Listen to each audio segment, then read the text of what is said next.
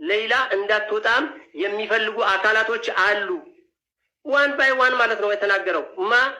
የኤምባሲ ዲፕሎማቱ ለማ ለኢትዮጵያ የዜጎች መብት ዳይሬክተሩ እኛ ተመላለስን እኛ ደህንነት ስጋት እስኪሆንብን ድረስ ቆይ ምናልባት ሌላ ስልክ እያወራ ነው ስለተቋረጠ እሱ መስማት ያለበት ነገር ካለ ትንሽ ቆየውና እስኪመጣም ጠብቃለሁ። ችግር የለም።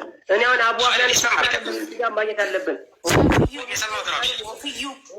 ሰፊዩ የእኛም ችግር ይነገር። አቤት የት ነው እንዳትወጣ የሚፈልግ አካል አለ? ፕሊዝ ይሄ ያለን የዲፕሎማቱ ለአዲስ አበባው ዜጎች መብት ዳይሬክተሩ ነው ሪከርድ ያደረገለት። ሪከርዱን ስጡን ስንል ሪከርዱን አንሰጥማለን። እሺ በኤቪደንስ ስንል ኤቪደንስን በጽሁፍ ደረጃ አንሰጥማለን። ሪከርድ ያደረገው ማን ነው? ተማም ነው። ተማም ማለት የኤምባሲ ዲፕሎማት ነው። ለኢትዮጵያ ለውጭ ጉዳይ ሚኒስቴር ዜጎች መብት ዳይሬክተር ነው። ምናልባት ሚዲያ ላይ አስፈላጊም ከሆነ ስሙን ጠቅሰን የምናልፈው ጉዳይ ነው ማለት ነው። ስለዚህ በተደጋጋሚ ነው የሆነው ይሄ ነገር። የሆነ ከጀርባው የሆነ ትወና ያለ ነገር ይመስላል፣ በግልጽ ማለት ነው። የሆነ ድራማ ያለ ይመስላል። እኛ ለምንድን ነው በግልጽ ማይነገረን? ከሌለችም የለችን እርማችን አውጥተን ለህዝብ እርሙን እናውጣ። ገንዘቡ ተከፍሏል ከተባለ ኦልሞስት እኮ ኤምባሲው ለእኛ መረጃ መስጠት ይችላል።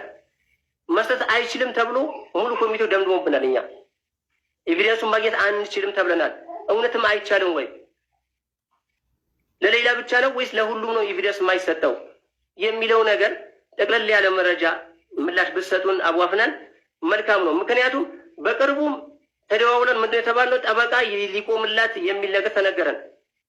ዲፖርት ተደርጋ 1 ወር ነው ልትሸኝ ነው ተብለን መጨረሻ ላይ ግን ጠበቃ እስከሚያስፈልገው ደረጃ ላይ ተደርሷል ተባለ። የትኛው ጉዳይ ለማሳካት ነው ጠበቃ የሚያስፈልገው? ብሩ ከተከፈለ የተባለው ታርጌቱ ከመጣ ምን ሊደረግ ነው?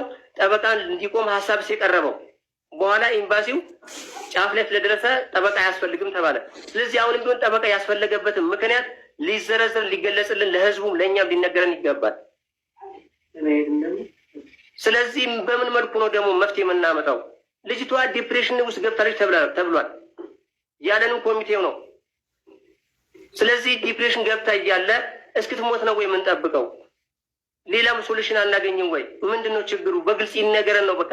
አሁን የቃላት ምላሽ ለእኛ ሰልችቶናል። በኤቪደንስ ይነገረን፣ ኤቪደንሱን ተቀብለን እኛም ሌላ አማራጭ እንፈልጋለን ማለት ነው።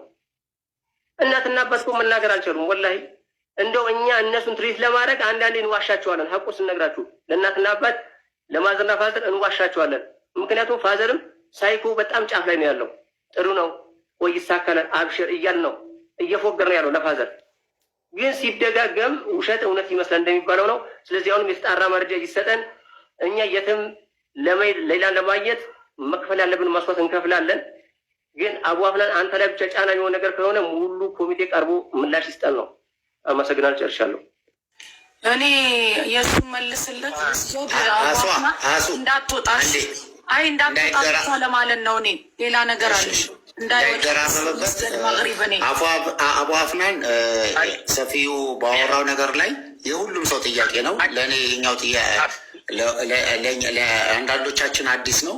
ስለዚህ በትክክል በዚህ ነገር ላይ ክሊር አድርገን፣ ምክንያቱም ምንድን ነው መሰለህ ትልቁ ሸክም እያንዳንዱ ሰው ላይቭ ላይ ሶሻል ሚዲያ ላይ በወጣ ቁጥር በሌላ ቢዝነስ ላይ ያሉ እንደነ አቡ አሚራም ሁሉም ላይ በየቀኑ ያለው ዱላ ቀላል አይደለም። አሁን ልክ ቅድም እንዳልከው አንተ ሶሻል ሚዲያም ስለሌለህ ያ ነገር ላይኖር ይችላል። ቀላል ልክ ልጅቷ እንደታሰረችው ኦልሞስት አብረን እስር ቤት ነን ያለ ነው። በየቀኑ ጥያቄው አለ፣ በየቀኑ ፍራቻ አለ። አንድ ነገር ኖሮ ሚዲያ ላይ ለመውጣት እንኳን ይሄ ጥያቄ በስር በኮሜንት ህዝብ ሁሉ ይጠይቃል። ስለዚህ ክሊርሊ አንተም ከራስ ሸክም ላይ አውርድ። ምንድን ነው ያለው ነገር ክሊርሊ ለሁሉም ሰው አስቀምጥና ቅድም ደምድመናል። እንደኔ አቋም በቀጥታ ያለምንም ጥያቄ ቤተሰብ አንድ ላይ እንመጣለን።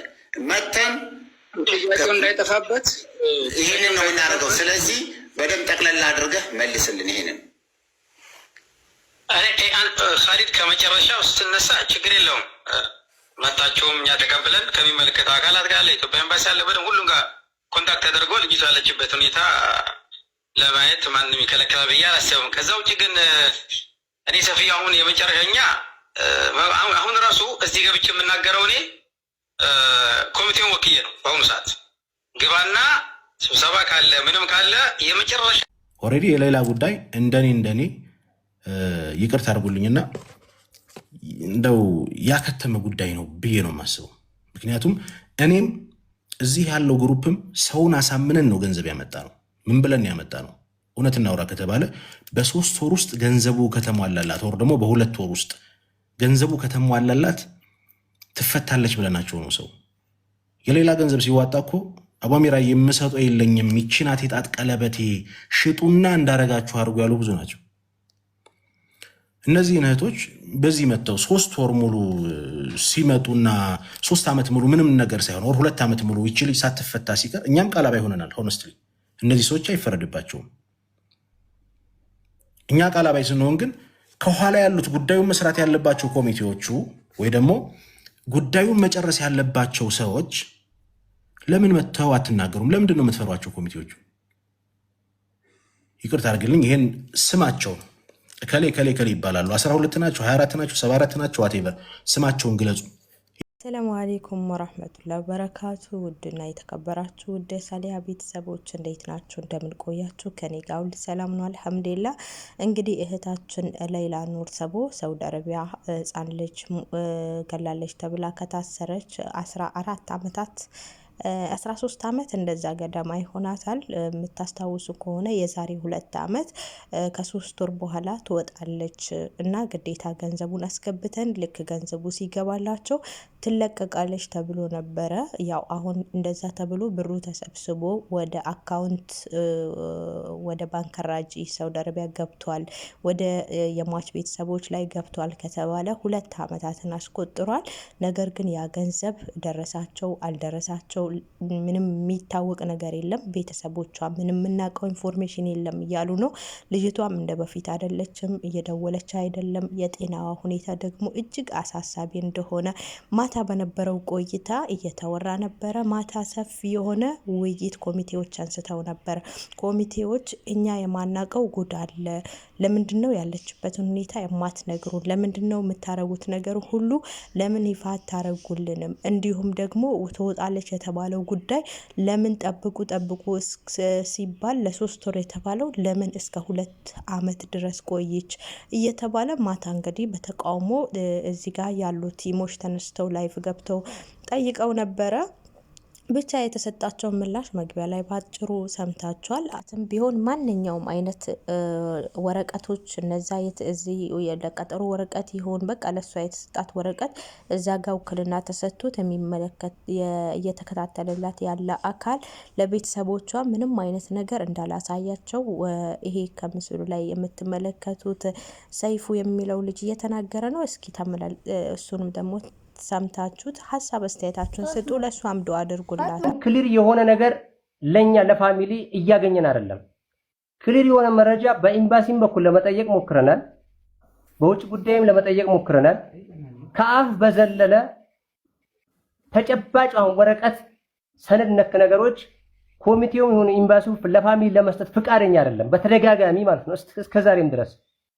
ምናልባት ይሄን ስሜታዊ ሆኜ ስናገር ማቧፍናን አንተ በቅንነት እየሰራ እንደሆነ በሙሉ እምነት አውቃለሁ እረዳለሁ። ግን ሙሉ ኮሚቴው ቀርቦ እንደዚሁ አንድ ላይ ላይቭ ላይ ቀርቦ ያለውን ነገር ቢያስረዳን። ምንድነው ያለው ከጀርባ ያለው ነገር? ክሊር ያለው ነገር አሁንም አለ። ምክንያቱም ይሄን ነገር ተብለናል እያልከን ነው አቧፍናን። የተባለውን ነገር አንድ ብጣሽ ወረቀት እኮ እኛ ማግኘት አልቻልንም። ወላሂ ላዚም እኛ እኮ ሪስክ ይፈጠራል ልጃችን እናጣታለን በሚል ዝም ብለን ነው እስከዛሬ እያዳመጥን ያለ ነው። ግን ከዛሬ ነገ ብዙ ነገር ይመጣል እያልን እየጠበቅን ነበርና ምናልባት አሁንም ህጋዊ ተወካዩም ከናንተ ጋር ነው ያለው፣ ከኮሚቴ ጋር ነው ያለው። ተወካዩ አንድ ቃል ብደውለት 1000 ጊዜ ብቀጠቅጥ ስልክ አያነሳልኝም፣ አንድ መረጃ አይሰጠኝም። ምትሉን ነገር እኮ ህልም እየመሰለን ነው እኛ ወላሂ ላዚም። ምክንያቱም እስቲ ማንም አንደኛ እኔ አሁን ዛሬ ለምሳሌ የገባሁት ሰፊው አቆምህና ኢማም ዛሬ ሰፊው ዛሬ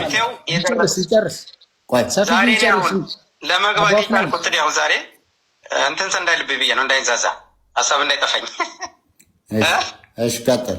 እኔ አሁን ዛሬ ካሪድ ፋውንዴሽን እኔ አሁን ዛሬ ለመግባት የቻልኩት የእኛ ሰብሳቢ ያሉ ኢማም አቡ ፋር ትልቁ ሰውዬ አይደለም መሐመድ፣ አንተ ግባና ያው የሚዲያው እንትኑም ስላለ ኮሚቴው የመጨረሻ የሚያውቀውን መረጃ ስጥ ባልዩ መሰረት ነው ገብቼ ይሰጥ ያለሁት። አንድ ሁለተኛ እኔ አሁን ብዙ ጊዜ ሰፊዩም ጋር አገናኛለሁ፣ አሲያም ጋር፣ ካሊድም ጋር፣ ዙዙም ጋር በተለይ ከሌላ ቲም ጋር በጣም ቅርብ ነኝ። ያለውን ነገር ለመናገር ምንም ችግር የለብኝም። እንደ ኮሚቴ ግን ተሰብስበን ለመናገር እኔ የነገርኳችሁ ነገር አለ። ከአሁን በፊት የምንኖረው ሳውዲ አረቢያ ነው። ገብቷችኋል አይደለ? ከተወሰነ አካላት ጋር ተነጋግረን ፍቃድ ካላገኘን በስተቀር በራሳችን ወጥተን ለመናገር ትንሽ የሚያግደን ነገር ስላለ ነው እንጂ ጉዳዩን ችላ ብለን ወይ ደግሞ ተበስብሶ ምናምን በመቅረት አይደለም። በግል ግን እንደ እኔ ሌላ ቲም ያገኘሁትን መረጃ በሙሉ እለት በእለት እንደምሰጣችሁ ሁላችሁም ታውቃላችሁ። አሁንም ቢሆን ይሄ ቀጠሮ ይድረስና በደንብ በአንደበታችን ከሰማን በኋላ የመጨረሻው ማብራሪያ የመጣው ፍርድ ቤት ከፍርድ ቤት የመጣው ውሳኔ ምን እንደሆነ ካወቅን በኋላ ከሚመለከተው አካል ጋር ተነጋግረን የመጨረሻ እንትኑ ምን እንደሆነ እኛ ለማሳወቅ እኛ ፈቃደኛ ነን።